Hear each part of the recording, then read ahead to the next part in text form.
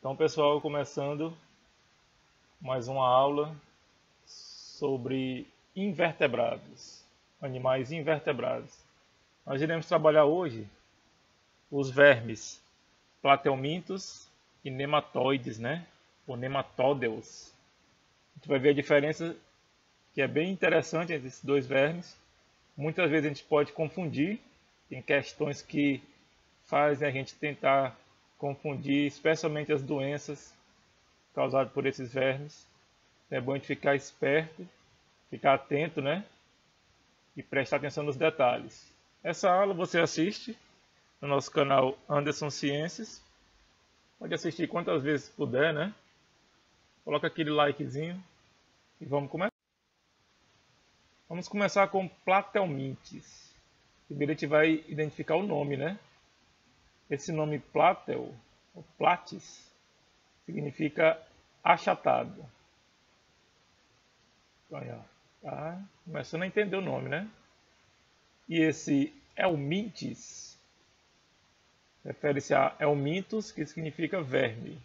Por isso que os remédios contra verme chamam de anti-helmíntico.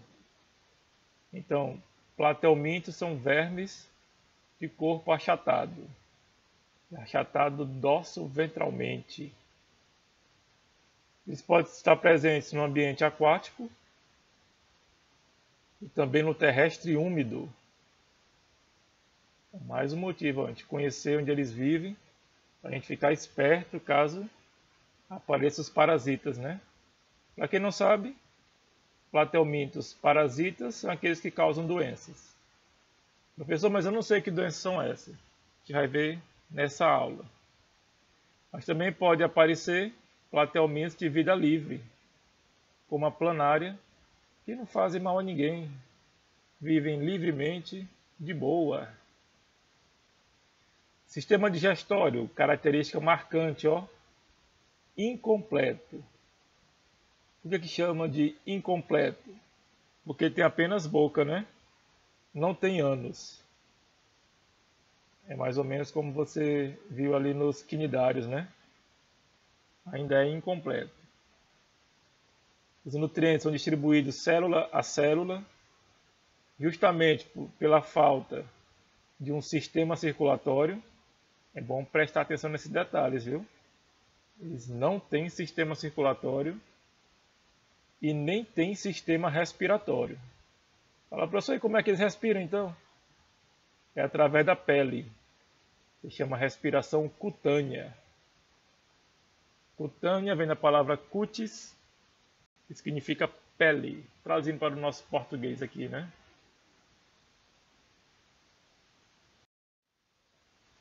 Vamos ver a planária. Ela chama planária porque ela vive basicamente planando, né, na água. A gente falou, né?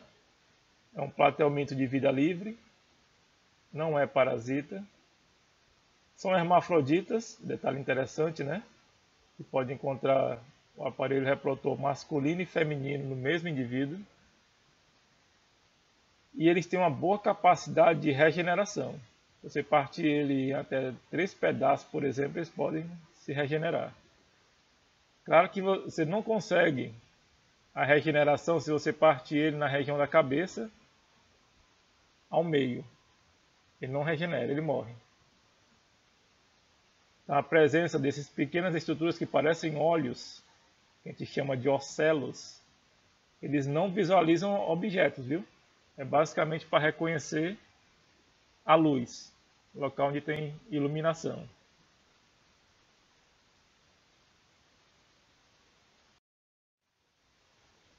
Tênias, não é o verbo ter não, viu? É tênia por causa do nome dos vermes. Que nós temos escreve-se taenia, né? Mas se lê tênia. Nós temos a tênia solium, que é bem comum na carne, né? Na musculatura do porco. E a tênia saginata, que também pode ser encontrada na musculatura, na carne do boi. Então nós temos duas espécies, né? Uma que tem preferência pela musculatura do porco e outra que tem preferência pela musculatura do boi. Aí, como a gente já falou de carne, né? Você já ficou ligado. E, professor, então esse bem aqui vai ser adquirido pela ingestão da carne do porco ou do boi. Exatamente. Essas tenhas, para quem tem curiosidade, é a que a gente chama popularmente de solitárias. Podem atingir mais de 2 metros de comprimento, bem grandes, mas são finas. O corpo é dividido em pequenos estróbilos, que a gente chama de proglótides.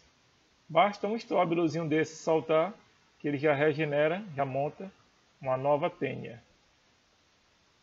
Então, ele é parasita, causa doença chamada teníase. É um parasita intestinal. O professor, vou ter um verme desse de 2 metros no intestino. Já pensou? E como a gente falou, né? Ele é encontrado na musculatura de porco e de boi. Sendo que ele pode usar tanto o ser humano, como porco ou boi, como hospedeiros. O que seria o hospedeiro? O hospedeiro é onde o parasita vive, né? Quem ele usa como local de moradia e fonte de alimento. Sendo que o hospedeiro definitivo, que é o que vai abrigar o verme na forma adulta, é o ser humano.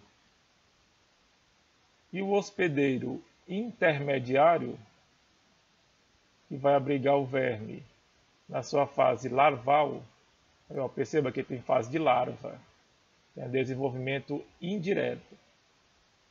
Essa larva, que é chamada cisticerco, ela vai ser encontrada no hospedeiro intermediário, ou porco, se for a Taenia solium, ou boi, se for a Taenia saginata.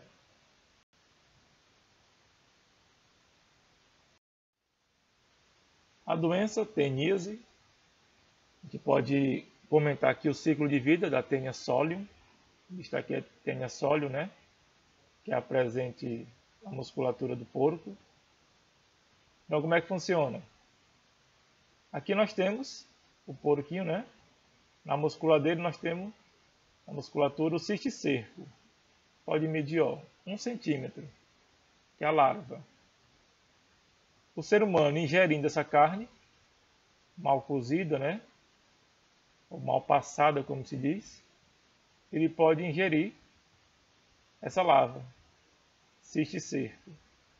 Ela vai se abrigar no intestino, é um parasita intestinal, e vai crescer até se tornar o verme adulto. Bem grande, né? Então nós temos os segmentos, que são as proglótides. Basta elas se soltarem, especialmente com as fezes. Se um animal, por exemplo, um porco, entrar em contato com essas fezes, ele se contamina de novo com esses ovos. O ser humano liberou pelas fezes. Esses ovos vão eclodir e formar larva, cisticerco novamente na musculatura do porco. Aí fica um ciclo. Fica alternando entre o hospedeiro intermediário, que aqui no caso seria o porco, que abriga a larva, e o hospedeiro definitivo, que abriga ele na fase adulta, abriga o verme adulto. Então esse é o ciclo de vida da Taenia solium. A saginata vai ser o mesmo sistema, né? No boi.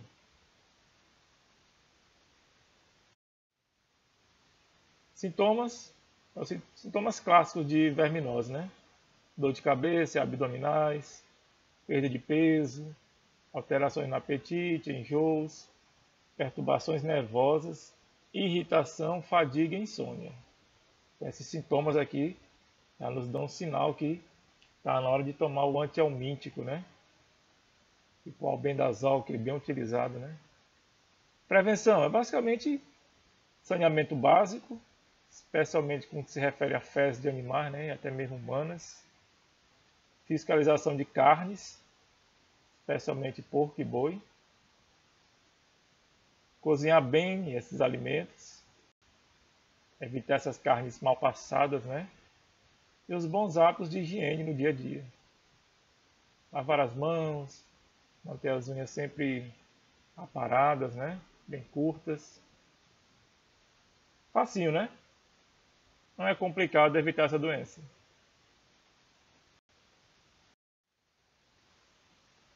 É interessante que também existe a cisticercose. Nesse caso, não é quando a gente ingere a carne, é quando se ingere os ovos do verme. Então, nesse caso, a gente vai estar fazendo o papel lá que o porco faz, ingerindo os ovos, né? Então, o ser humano ele vai estar funcionando como hospedeiro intermediário. Já pensou para um negócio desse? É basicamente ter contato com alimentos contaminados. O próprio alimento, né? Ou até mesmo a água contaminada com fezes, geralmente humanas, que contém esses ovos. E quando a pessoa ingerir, esses ovos irão eclodir e liberar as larvas. A gente chama de cisticercos. Por isso o nome da doença, cisticercose. Ela pode atacar também os músculos, ó, como faz lá no porco, né? Pode atacar os pulmões e até mesmo o cérebro. O pessoal chamava muito antigamente, né? Verme na cabeça. É isso aí, ó. Ele ataca o cérebro. Sintomas: dores de cabeça, convulsões, confusão mental e até mesmo a morte. Pode ser uma doença letal. É bom sempre ter cuidado. A melhor forma de prevenção é lavar as mãos, né? Cuidados higiênicos. Lavar também frutas e verduras. Especialmente, ó, você pode deixar de molho um pouquinho na água sanitária. No caso, hipoclorito com água, mais ou menos a 1%, já está valendo. Antes de ingeri-las. Facinho, né? Também filtrar a água, ferver, se for o caso. Basicamente, cuidados higiênicos.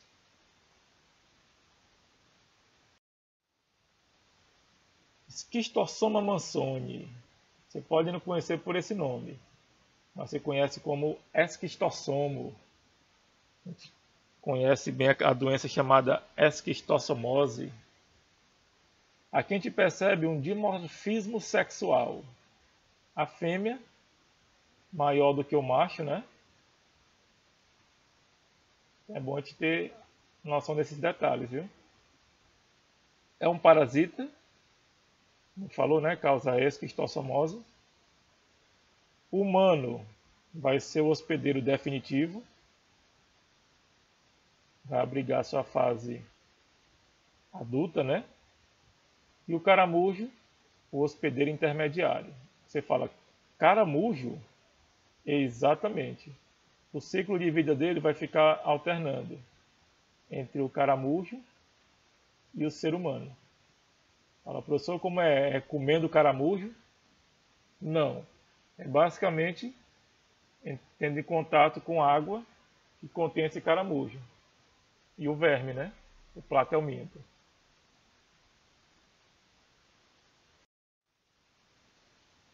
Então, trabalhando aqui o ciclo do esquistossomo, né? Da esquistossomose, a gente vai ter um ser humano doente,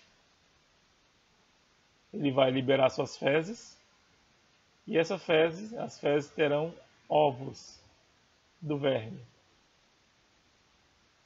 Esses ovos irão eclodir e liberar lava, que é chamada miracídio. É uma lava ciliada, possui cílios. Essa lava miracídio, na água, irá contaminar o caramujo. Caramujo Panorbidel, um comum espécie Bionfalaria. A gente falou, né? O caramujo é o hospedeiro intermediário. Então, essa larva vai sofrer a mudança e vai se transformar em larva cercária, que vai ser liberada pelo caramujo e vai contaminar o ser humano. Muitas vezes entrando até pelos próprios pés, né? Pela pele. Então, essa larva vai se desenvolver no ser humano, aí o ser humano vai ser o hospedeiro definitivo.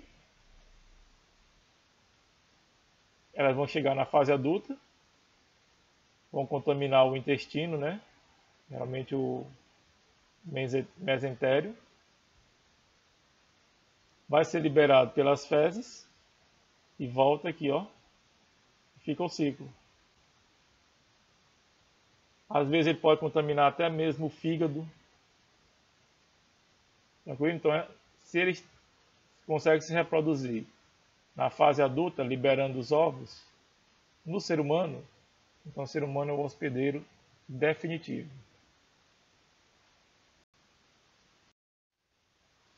Sintomas: diarreia, cólica, febre, dor de cabeça, tonturas, emagrecimento, ó, e esse que é bem comum, o aumento do volume do fígado, também com inchaço abdominal. É aí que o pessoal chama de barriga d'água. Não? Esse que são famosos é o barriga d'água. Porque a pessoa emagrece muito e a barriga fica bem proeminente. Pelo inchaço do fígado, né, e aumento do volume abdominal. Prevenção: saneamento básico, higiene pessoal. Aí você fala, professor, também evitar o contato com a água, né? Pode estar contaminado com caramujo, verme.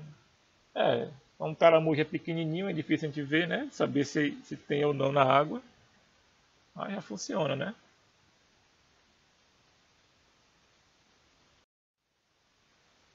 Agora a gente já vai entrar no grupo dos nematódeos, chamado também de nematelmintos. São vermes, essa palavra nemato significa cilíndrico, né? Eles têm um corpo cilíndrico. Você perceba que os platelmintos eram um corpo achatado. Os nematódeos, então a gente chama também de nematelmintos, tem um corpo cilíndrico e mais afilado nas pontas.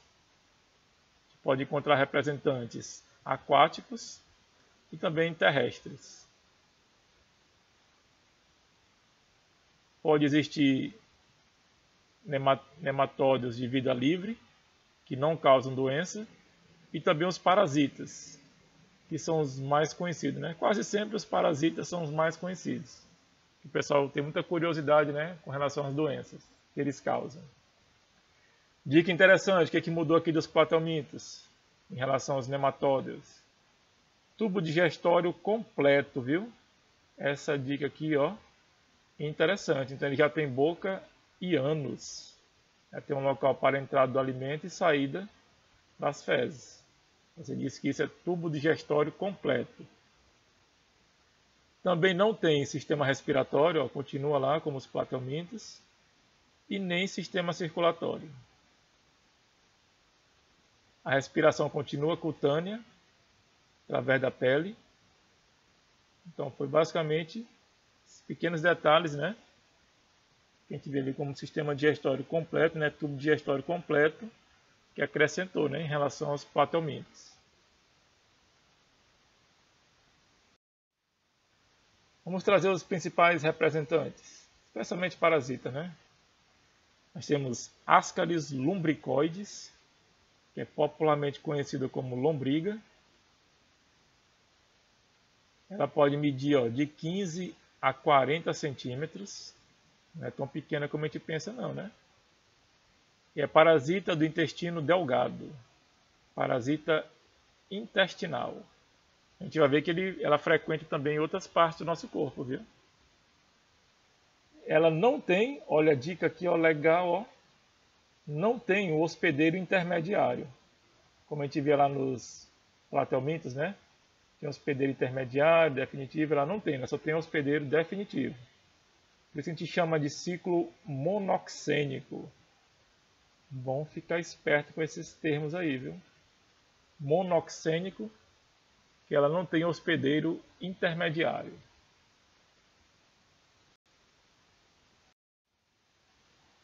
Trabalhando aqui o ciclo, a gente vai ver o que? O ser humano, ó, ingerindo ovos, geralmente pela água ou alimentos contaminados por fezes. Os vermes vivendo no intestino. Já teve relatos de cirurgia para retirar a grande quantidade de vermes que fica no intestino. Já pensou?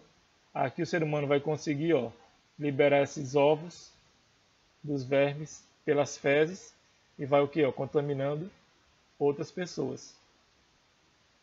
Pode ser também que essa larva comece, a larva, no caso, vai sair dos ovos, né? Então, larva, desenvolvimento indireto. Essa larva pode perfurar o intestino, sair do intestino, que é onde ela estava, inicialmente, e passar para outros órgãos, como fígado, coração, já pensou isso aí? Pulmões, e ela pode subir até a traqueia. A pessoa geralmente sente um pigarrozinho, né? Como se fosse uma coisa incomodando a traqueia. Aí a pessoa tem a ação de engolir, né? Deglutição. Elas voltam para o intestino e completam esse ciclo. Elas praticamente frequentam, né? Várias partes do corpo além do intestino. É interessante a gente saber esse detalhe, viu?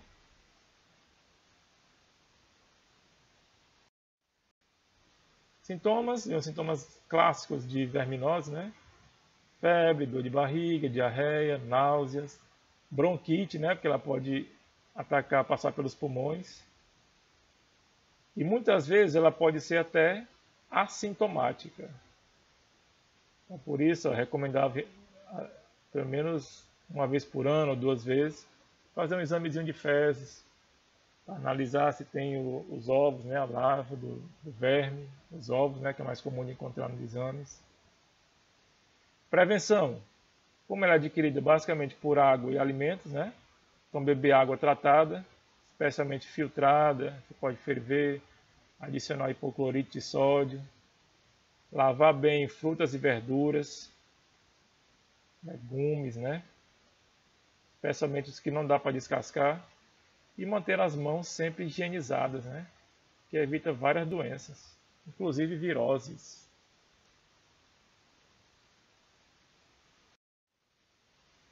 Ancilóstoma duodenale, também conhecido como ancilóstomo.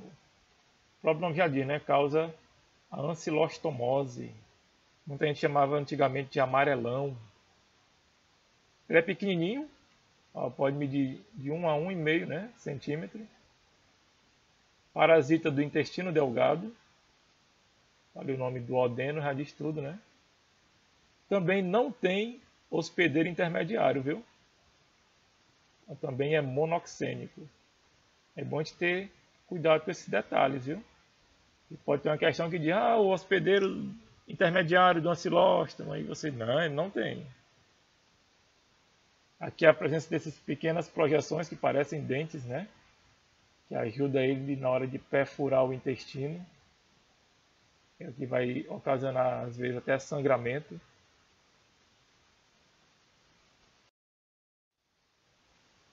Aí vem o processo, né? A larvazinha, né? Tá aqui o ovozinho, quase sempre liberado pelas fezes. Pode ser encontrado na terra, no solo. Essa larvazinha pode perfurar a pele, especialmente dos pés, né? Que anda descalço. E vai penetrar no corpo e voltar para o intestino e fazer esse ciclo, né, de reprodução. Se reproduz no intestino, vai liberar os ovos, juntamente com as fezes, e vai contaminando pelas larvas novos indivíduos.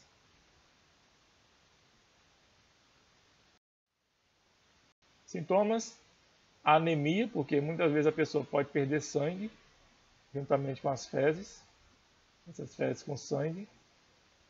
Tem essa anemia, dá o aspecto da pessoa ficar amarelada, né? Aí por isso eles chamarem de amarelão, né? Prevenção, evitar andar descalço, viu? Andar sempre calçado, se puder. Saneamento básico, sempre é bom, viu? E higiene pessoal. Sempre faz bem, né? Evita diversas doenças.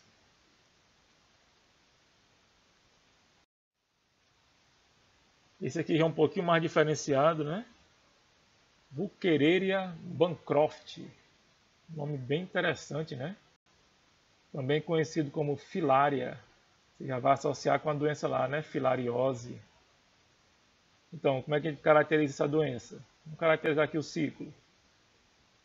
É necessário um mosquito, chamado de mosquito Culex, gênero Culex, que vai picar o ser humano e vai injetar no ser humano a larva. Olha, larva, desenvolvimento indireto.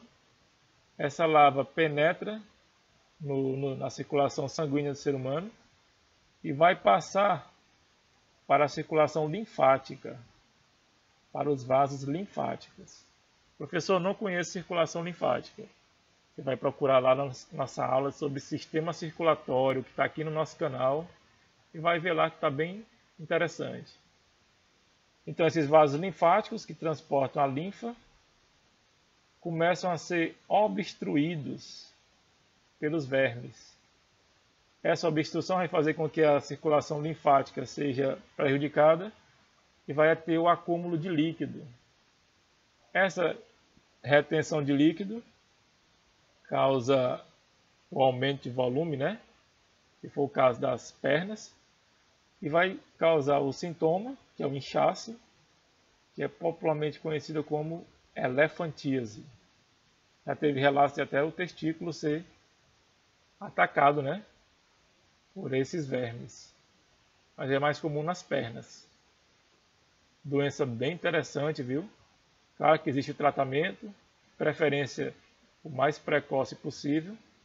Existe o antiparasitário, até combinado com antibiótico, que pode resultar na cura dessa doença.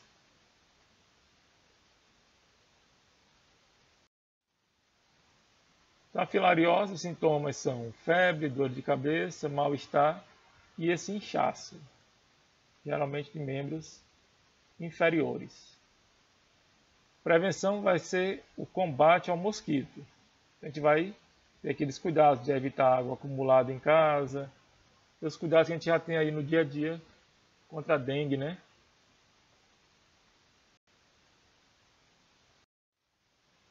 Para fechar, nós temos o Enteróbios vermiculares, conhecido como oxiurus.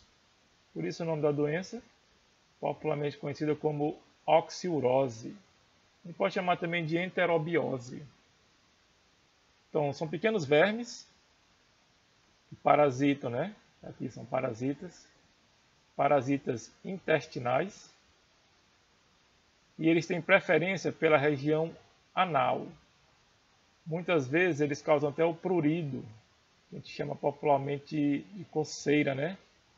Coceira anal ou prurido anal, muitas vezes intenso. É o sintoma clássico da oxiurose. O tratamento é bem simples, né? É bem comum em crianças que fica levando sempre, quase sempre, né, as mãos à boca. Então, aí nós temos que lavar bem as mãos, cuidado, tratamento de água, lavar bem os alimentos, que é o cuidado que a gente tem que ter praticamente todo dia em nossa vida.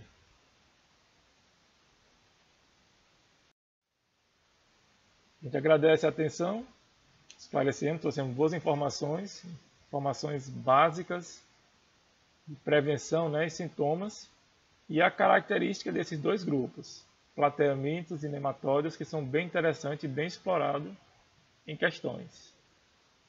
Até mais.